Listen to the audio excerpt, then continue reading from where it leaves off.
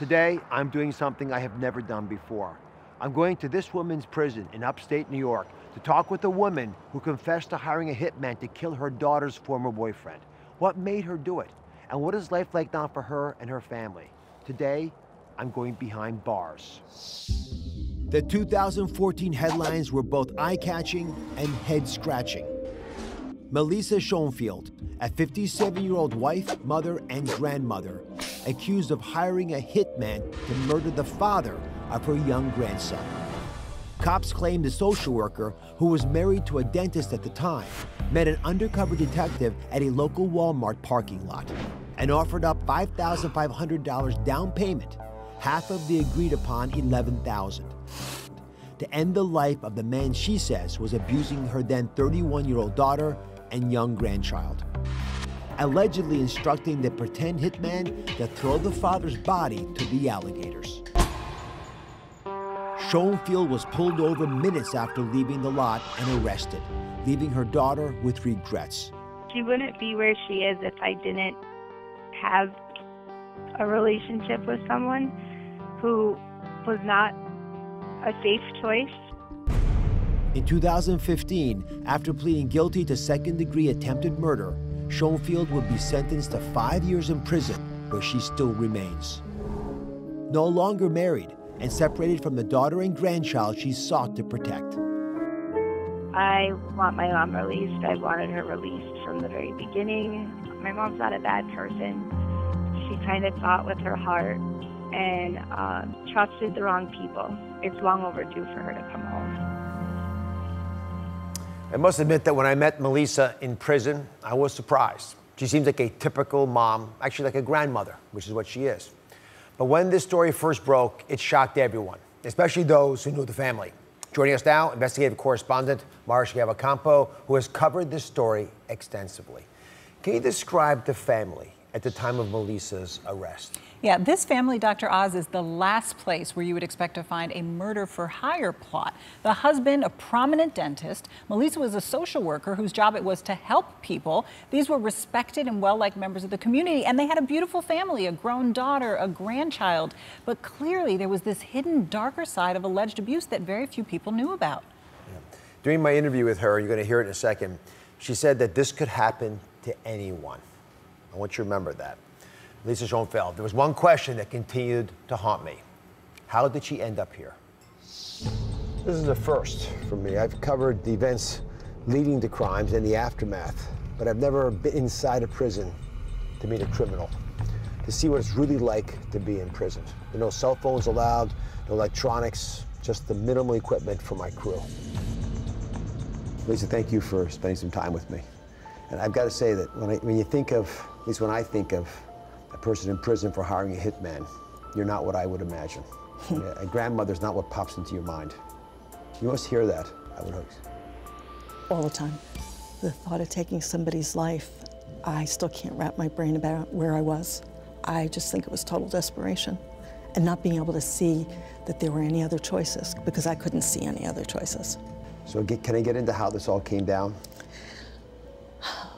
My daughter wound up moving home when her son was 3 months old. The abusive situation just became over the top. So she moved home Thanksgiving with her baby and her 2 dogs. Very stressful. He didn't stop. He still continued to harass her. And it never ended. It was like poking somebody, you know, and the kids in the back seat, they just keep poke, poke, poke, poke. And finally you just lose it. And that's really what happened. So this just became larger than life. Did your daughter want to leave him? Yes. It just took time. We had to plan it. We had to do this carefully. What was your biggest fear for your daughter, for your grandson? I wasn't sleeping well at all. I was terrified of what was going to happen to this baby. And there's something special about grandparenting that's very different than parenting. And I vowed to keep him safe. And why couldn't you call child services? I mean, there's systems to protect children. I feared that if Child Protective got involved, that somehow or another he'd wind up in foster care. And even though my daughter was doing nothing wrong, that was my fear. We called the police. When we would call the police, you know, he has to do something here, he would be ever so polite that, yes, officer, I'm not going to do this again. I think you reach a point where you stop thinking, and the desperation for safety, you're not logical anymore. That's what happens. You're just, you make a huge mistake is what happens.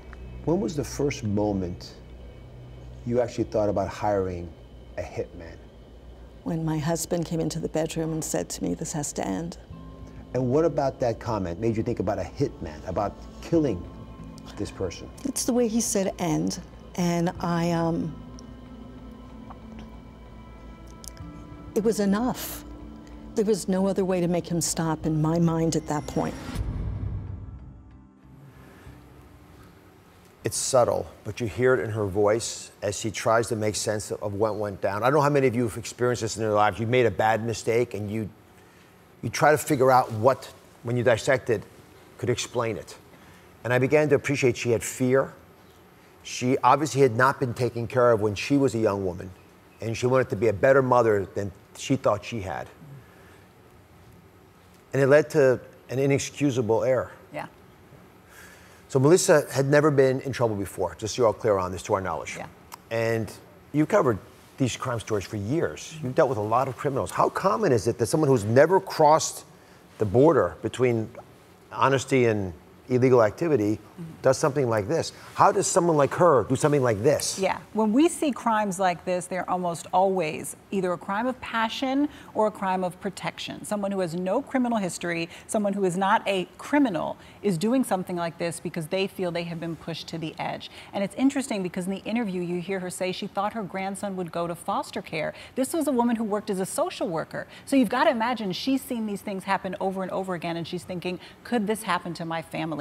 She seemed to be committed at any cost to protect her daughter and her grandson from these allegations of abuse by the grandson's father, her daughter's former boyfriend. And this was not the first time he faced accusations of abuse. He faced similar allegations from a former girlfriend. Now, we should point that he has vehemently denied any allegations of abuse. He's never faced any charges in this case. But it does seem that Melisa felt like this was her only way to protect her family.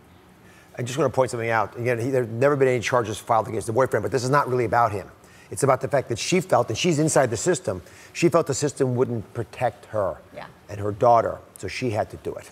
So what does the man who Melisa wanted killed say about all this? Yeah, he said he was shocked by all of this. He had no idea why she would want to have him killed. He said he hadn't even spoken to her for years, so this really caught him off guard, and he said today that he pities her.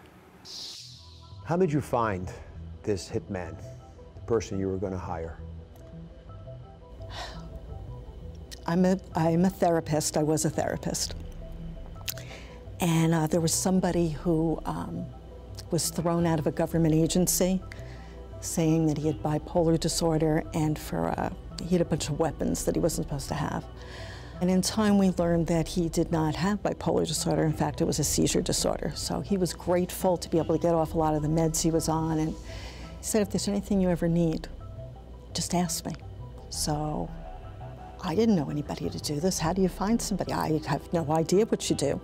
So I called him and I asked. I explained the situation. He hung up saying that, you know, you're on a phone and I can't help you. 10 minutes later, I don't remember if it was Facebook or a text message he sent me to give me time to work on this. In the 10 minutes that it took him to write that, he'd already called the police. And the police obviously said, let's see where she's going to go with it. Her former patient connected her with a hitman named Jay, who agreed to do the hit for $11,000. They arranged to meet to exchange the down payment. We went to the Walmart parking lot. He came, he found my car, got in, and I handed him the money, and I said to him, I wiped the money down. He took the money, he looked at me and said, you sure you want to go through with this? Shook my hand, left my car, and I pulled out, and I thought to myself, I can't do this. Who are you? And I stopped, I braked, and I thought, I can't stop this. You made a comment to the undercover officer, the hitman. When he asked what to do with the body, you said, throw his body to the alligators? It's come back to haunt me in many, many ways. I said to him, what are you going to do with the body? And in hindsight, body, I'm going down here, no matter what, once I said body. And he looked at me really puzzled, and I said, you're going to be in Florida, throw it to the gators. Clearly that wasn't a very funny comment at the time, and that's the comment, unfortunately, that went international. Sadly, my grandson thinks that my favorite animal is an alligator. As you're driving away and you looked in the rear view mirror and you saw those cop cars with their lights on coming, what were you thinking? Believe it or not, I actually thought they were going after somebody else. So I pull over for them to pass, but they don't pass me. So I pull into the Ramada parking lot. And what's troublesome is I wasn't nervous. And I rolled down the window, and there were several officers there, and the female officer said to me, we believe a crime was about to be committed. I thought, nobody knows. How could they know? Did anyone try to stop you from doing this who knew that you were up to it? No. The story in the press is that your husband did not know anything about this. Correct. Did he? You'll have to ask him. Have to ask him. Melisa was very careful when talking about her ex-husband, but there are reports that Melisa said in the past that her husband did know that she was involved. Yeah, we have heard those reports, but he has denied having any knowledge about this plot, and in fact, he's never faced any charges related to this, and it's now her former husband. Yeah. To me, as I spoke to her, it's just another example where she would take the hit for the family. She was always putting herself between her family and harm. Yeah. You know, she'll be the one who makes the deal with the hitman. She'll procure the money somehow. She'll protect her daughter against issues that she was having in her life. Some feel Melisa's 5-year sentence was harsh. She could have gotten up to 25 years, just to be clear. That's the maximum for this. What are your thoughts about the sentence? Yeah, well, let's keep in mind, like you said, there are a lot of women who right now are serving much harsher sentences for the exact same crime. Murder for hire is no small thing, so she could be serving 25 to life. But the sentence does raise a really interesting debate because a lot of people see her as a woman who was pushed to the edge, who just wanted to protect her family. But on the other side, she tried to have a man killed. So ultimately, I think the important question is she a danger to the community and to society? I think we can all agree that she is not. Thank you for watching. Don't forget to subscribe and turn on notifications so you never miss out on new videos to live the good life.